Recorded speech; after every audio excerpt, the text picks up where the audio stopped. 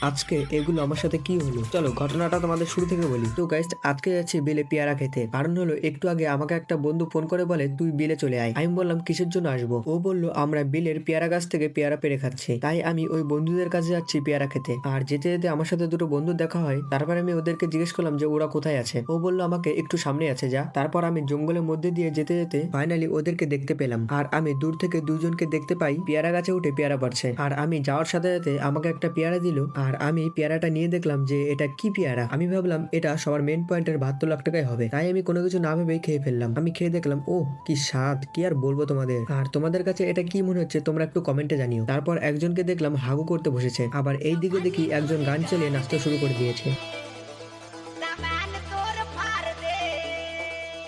তারপর সবাই সবার মেন পয়েন্টে 72 + 72 144 লাখ টাকা থাকা সত্ত্বেও আমরা আবার ওর সাথে আরো 72 লাখ টাকা যোগ করে নিলাম। তোমাদের তো দেখিয়েছি যে কেমন 72 লাখ টাকার জিনিস।